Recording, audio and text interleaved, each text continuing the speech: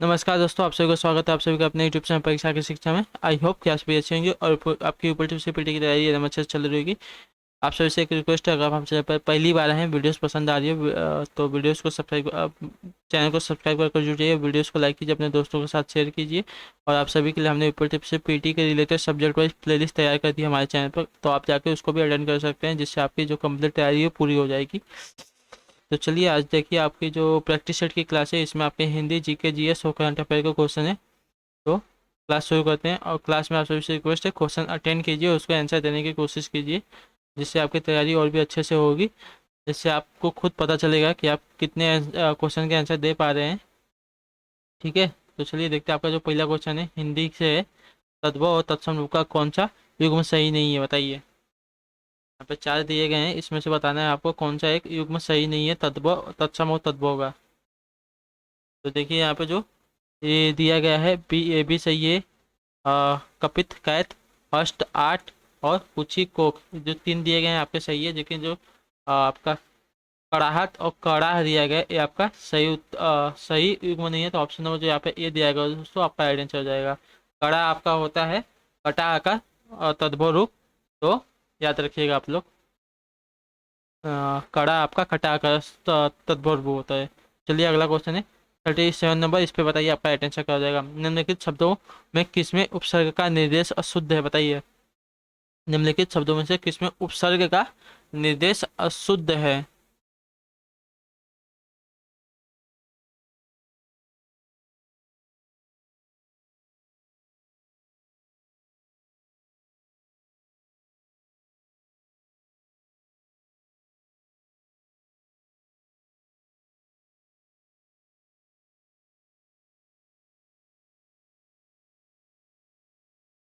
देखिए जो ऑप्शन में यहाँ पे ए दिया गया, आपका राइट आंसर हो जाएगा। ठीक है, निम धन अजित इक्वल टू नमजित जो दिया गया है, ये आपका उपसर्ग का निर्देश अशुद्ध है। तो याद रखिएगा आप लोग, जो ऑप्शन में यहाँ पे ए दिएगा, आपका राइट आंसर होगा। बाकी तीनों में उत्त धन ग्रीव, उदग्रीव और अधधन सेरा, अधसेरा और निधन खरा, ये आपके तीनों को तीनों सही है।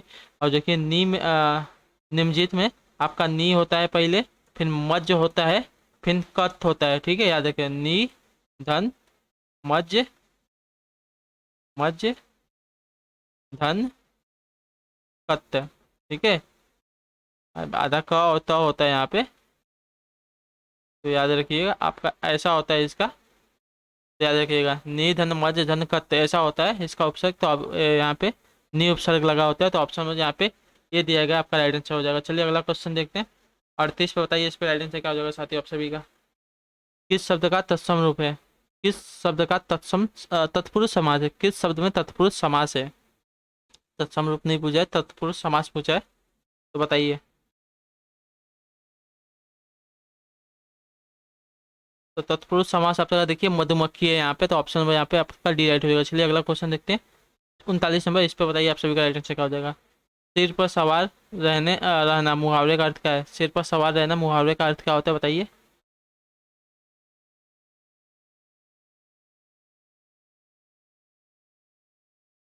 तो देखिए, सिर पर सवार रहना मतलब मुहावरे का अर्थ होता है पीछे पड़ा पढ़ना। तो ऑप्शन यहाँ पे ए दिया रहना है, दिया गया है, आपका राइट आंसर हो जाएगा पीछे पढ़ना। ठीक है, चलिए 40 पे बताइए आप सभी का राइट आंसर क्या होगा। मनोहर जीवन भर पूरा सुख भोगता रहा, इसमें कौन सा विशेषण है, बताइए। मनोहर जीवन भर पूरा सुख भोगता रहा, इसमें कौन सा विशेषण है।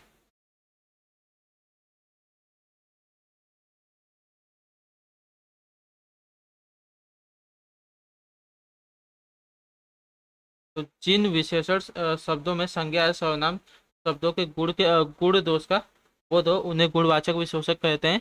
तो देखिए यहाँ पे ऑप्शन जो सी दिया गया, आपका राइट आंसर गुणवाचक विशेषण हो जाएगा यहाँ पे। ठीक है, तो ऑप्शन नंबर आपका है यहाँ सी राइट होगा दोस्तों। देखिए यहाँ पे जो दिया गया आपका शब्द मनोहर जीवन भर पूरा सुख भोगता है। वाक्य में जो जीवन भर शब्द है, समय के संदर्भ में प्रयुक्त हुआ है। समय गुणवाचक विशेषण का एक रूप है, अतः इस वाक्य में आपका गुणवाचक विशेषण हो जाएगा। चलिए अगला क्वेश्चन देखते हैं। आपका जीके के क्वेश्चन यहाँ से स्टार्ट हो जाएंगे, जीके और करंट अफेयर के। तो क्लास में आंसर देने की कोशिश कीजिए, बताइए 51 पे राइट आंसर क्या हो जाएगा आप सभी का। निम्न से किस ट्रेन का नाम बदलकर नेताजी एक्सप्रेस कर दिया गया है। इस ट्रेन का नाम बदलकर नेताजी एक्सप्रेस कर दिया गया है? 51 पे बताइए आप सभी का राइट आंसर क्या हो जाएगा।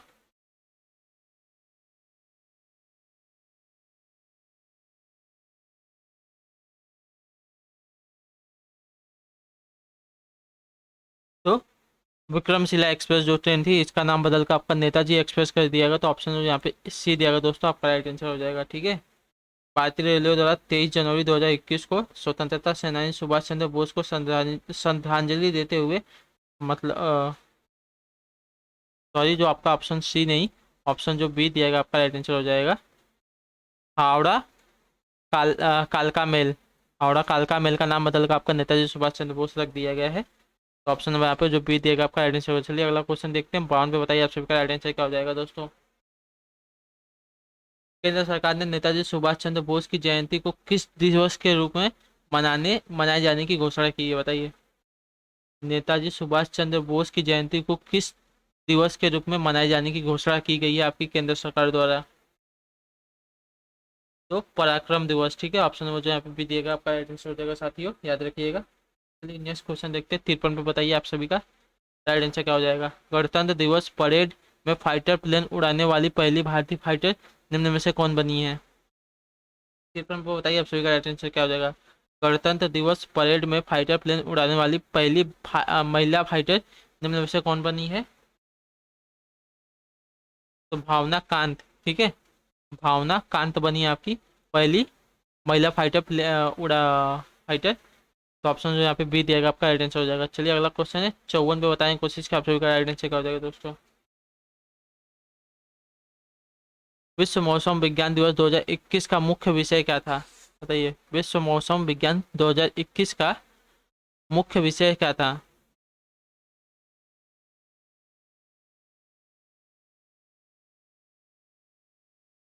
महासागर, हमारी जलवायु और मौसम। ठीक है। महासागर, हमारी जलवायु एवं जो आपका मौसम होता है वो आपका था विश्व मौसम विज्ञान 2021 का मुख्य विषय। तो याद रखिएगा आपका ऑप्शन जो डी दिया गया आपका राइट आंसर होगा, महासागर, हमारी जलवायु व मौसम। चलिए 55 में बताइए सभी का राइट आंसर क्या होगा साथियों, इस पर आंसर देने की कोशिश कीजिए। केंद्रीय मंत्री किरेन रिजिजू ने गणतंत्र दिवस 2021 की परेड में निम्न में से किस राज्य की झांकी को प्रथम पुरस्कार प्रदान किया है? बताइए। सही उत्तर बताइए, इस पर राइट आंसर क्या हो जाएगा। केंद्रीय मंत्री किरेन रिजिजू ने गणतंत्र दिवस 2021 की परेड में निम्न में से किस राज्य की झांकी को प्रथम पुरस्कार प्रदान किया है? तो उत्तर प्रदेश। ठीक है। जो आपका ऑप्शन में यहाँ पे बी दिया गया इस पर टिक कर लीजिए, आपका राइट आंसर हो जाएगा। चलिए 56 पे आंसर दीजिए आप सभी लोग जल्दी जल्दी। केंद्र सरकार द्वारा 25 जनवरी 2021 को पद्म पुरस्कारों की घोषणा की गई, बताइए। इसके संबंधित निम्न कथनों पर विचार करना है। तो इस वर्ष राष्ट्रपति रामनाथ कोविंद ने 119 पद्म पुरस्कार प्रदान करने की मंजूरी दी। इस वर्ष दो लोगों को मरणोपरांत पद्म विभूषण से सम्मानित किया गया। और तीसरा दिया गया, जापान के पूर्व प्रधानमंत्री शिंजो आबे को पद्म विभूषण से सम्मानित किया जाएगा। इन तीनों कथनों में से आपका कौन सा कथन राइट है?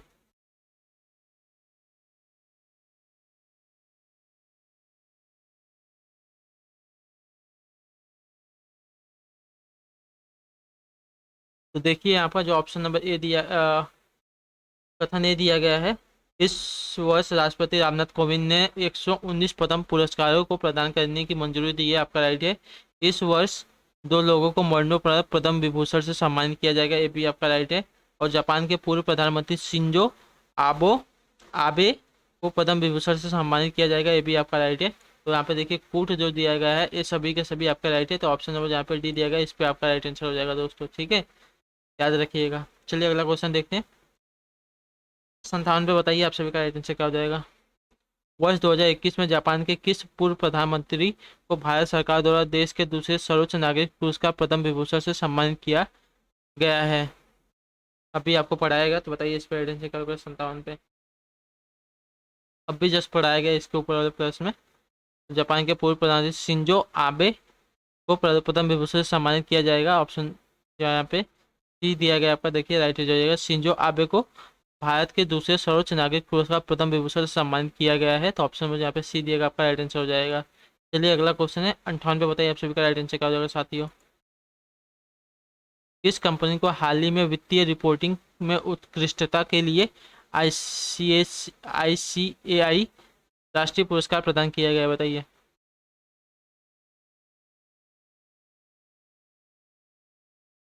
किस कंपनी को हाल ही में वित्तीय रिपोर्टिंग में उत्कृष्टता के लिए ICAI राष्ट्रीय पुरस्कार प्रदान किया गया है?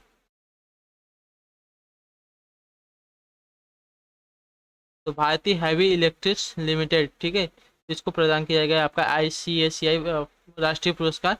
तो ऑप्शन नंबर देखिए यहाँ पर ए पे आप लोग टिक कर दिए, आपका राइट आंसर हो जाएगा। चलिए अगला क्वेश्चन देखते हैं 59 नंबर पे, इस पे आंसर दीजिए सही का राइट आंसर क्या हो जाएगा साथियों।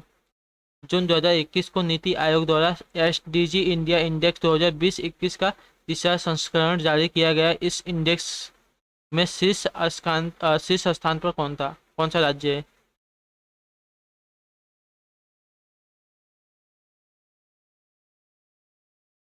जून 2021 में नीति आयोग द्वारा SDG इंडेक्स 2020-21 का तीसरा संस्करण जारी किया गया। इस इंडेक्स मतलब सूचकांक में शीर्ष स्थान पर कौन सा राज्य है?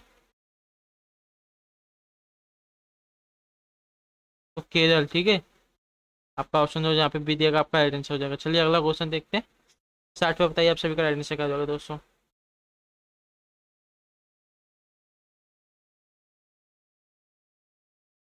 हाँ, 22 फरवरी 2021 को प्रस्तुत उत्तर प्रदेश बजट 2020-21 से संबंधित निम्न कथनों पर विचार कीजिए। यहाँ पे चार कथन दिए, इसमें से बताना है आपको कौन सा कथन इसमें से राइट हो जाएगा। उत्तर प्रदेश के वित्तीय मंत्री सतीश महाना ने वित्तीय वर्ष 2021-22 के लिए बजट विधानसभा में पेश किया। प्रस्तुत बजट का आकार 5,50,227.28 करोड़ है। और आपका जो तीसरा दिया है, यह बजट उत्तर प्रदेश के इतिहास का सबसे बड़ा बजट है। और आपका जो चौथा कथन दिया गया है, यह प्रदेश का पहला पेपरलेस बजट है। तो बताइए कौन सा कथन इसमें से सही हो जाएगा।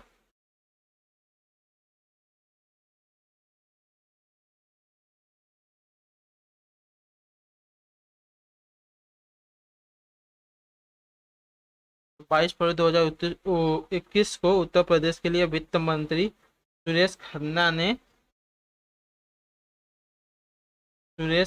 वित्त वर्ष 2021-22 के लिए 5,50,227.28 करोड़ के साथ राज्य का बजट प्रस्तुत किया। यह उत्तर प्रदेश के इतिहास का सबसे बड़ा बजट था तथा यह राज्य का पहला पेपरलेस बजट था, ठीक है। इस बजट में कोविड-19 महामारी की रोकथाम के लिए टीकाकरण योजना के लिए 50 करोड़ का प्रावधान किया गया था, ठीक है। याद रखिएगा जो ऑप्शन यहाँ पे आपका दूसरा दिया गया है, तीसरा दिया गया और चौथा दिया आपका राइट आंसर हो जाएगा।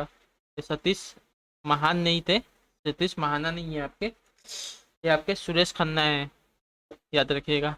तो ऑप्शन यहाँ पे देखिए जो बी दिएगा आपका राइट आंसर हो जाएगा, 2, 3 और 4। चलिए अगला क्वेश्चन देखते हैं 61 पे, बताइए उसमें क्या राइट आंसर क्या हो जाएगा। भारत की पहली बुलेट ट्रेन कहाँ से कहाँ किस राज्य के बीच दौड़ेगी, बताइए। भारत की पहली बुलेट कहाँ से कहाँ तक दौड़ेगी, बताने की कोशिश की, आपका राइट आंसर क्या हो जाएगा। तो अहमदाबाद से मुंबई, ठीक है, आपका राइट आंसर हो जाएगा। अहमदाबाद से मुंबई दौड़ने वाली आपकी भारत की पहली बुलेट ट्रेन। चलिए अगला क्वेश्चन देखते हैं 62 पे, बताइए उसमें क्या राइट आंसर क्या हो जाएगा साथियों। सार्क के संबंध में निम्नलिखित में से कौन सा कथन सत्य नहीं है। सार्क के संबंध में निम्नलिखित में से कौन सा कथन जो है आपका सत्य नहीं है।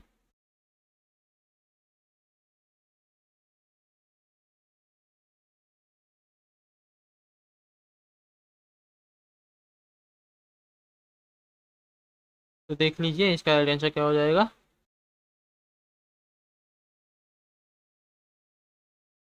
तो सार्क के देखिए जो सदस्य हैं उसमें कौन कौन से देश आते हैं आपके। तो देखिए भारत आता है, पाकिस्तान आता है, बांग्लादेश आता है, नेपाल आता है, भूटान आता है, श्रीलंका आता है, मालदीव आता है और अफगानिस्तान आता है। ये आपके 8 देश हैं जो सार्क के समूह है। सार्क के जो समूह है उसमें शामिल है आपके 8 देश, भारत, पाकिस्तान, बांग्लादेश, नेपाल, भूटान, श्रीलंका, मालदीव तथा अफगानिस्तान, आपके 8 देश है। और जो आपका संबंध दिया है, इसका पहला सम्मेलन बेंगलुरु में हुआ था, ये आपका सही कथन नहीं है, तो ऑप्शन नंबर पे आप लोग बी टिक कर लीजिए। चलिए अगला क्वेश्चन देखते हैं। वी आर डिस्प्लेड सिक्स पुस्तक के लेखक लेखिका कौन है?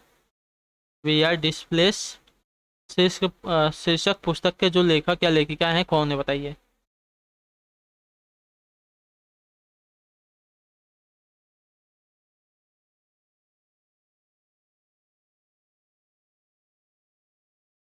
तो वी आर डिस्प्लेसड शीर्षक जो पुस्तक है उसकी लेखिका है आपकी मलाला यूसुफ फजाई।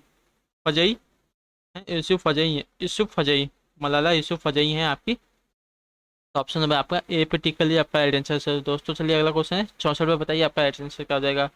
अ सेंचुरी इज नॉट एनफ निम्नलिखित में से किस क्रिकेटर की आत्मकथा है, बताइए। 64 पे बताइए आपका राइट आंसर क्या हो जाएगा। A century is not enough किस क्रिकेटर की आत्मकथा है, बताइए, तो आपका राइट आंसर क्या हो जाएगा।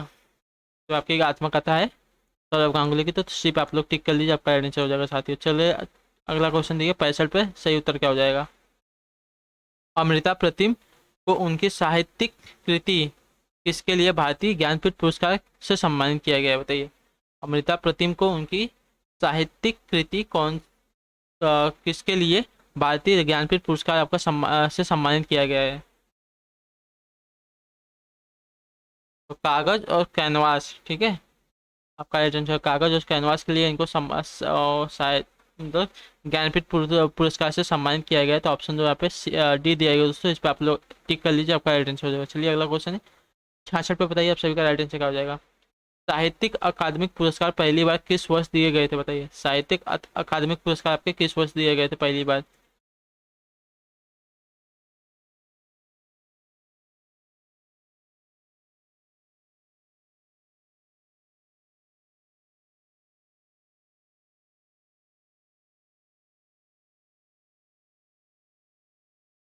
तो 1955 में, ठीक है, साहित्यिक अकादमिक पुरस्कार आपके पहली बार 1955 में दिए गए थे। तो ऑप्शन यहाँ पे बी आपका राइट हो जाएगा दोस्तों। चलिए अगला क्वेश्चन है 67 पर उत्तर दीजिए, आप सभी का राइट आंसर आ जाएगा। उस भारतीय राज्य का नाम बताइए जिसने सर्वाधिक नोबेल पुरस्कार विजेता दिए हैं। उस भारतीय राज्य का नाम बताइए जिसने सर्वाधिक नोबेल पुरस्कार विजेता हमको दिए हैं। तो पश्चिम बंगाल, ठीक है, आपका राइट आंसर हो जाएगा। इसमें देखिए रविन्द्रनाथ टैगोर जिन्होंने जिनको 1913 में मिला था, और आपके मदर टेरेसा 1979 में मिला था, और अमर्त्य सेन 1958 में मिला था, और आपके आशुतोष मुखर्जी 2019 में इनको मिला था। तो आपके जो पश्चिम बंगाल है यहाँ से आपके 4 जन है जिनको नोबेल पुरस्कार मिला है। तो ऑप्शन में आपको बी राइट हो जाएगा दोस्तों आपका, ठीक है, पश्चिम बंगाल। चलिए अगला क्वेश्चन देखते हैं 68 पे, बताइए आप सभी का राइट आंसर क्या हो जाएगा। उस प्रथम भारतीय का नाम बताइए जो ऑस्कर अवार्ड विजेता हुआ है। उस भारतीय का नाम बताना है आपको जो ऑस्कर अवार्ड विजेता है। तो भानु अथैया, ठीक है, भानु अथैया है आपका राइट आंसर। इनको आपका ऑस्कर अवार्ड मिला है, तो ऑप्शन नंबर आपका ए राइट हो जाएगा दोस्तों। चलिए अगला क्वेश्चन है 69 पे आंसर दीजिए, आप सभी का राइट आंसर क्या हो जाएगा। प्रत्येक वर्ष कितने नोबेल पुरस्कार दिए जाते हैं। प्रत्येक वर्ष आपके कितने नोबेल पुरस्कार दिए जाते हैं।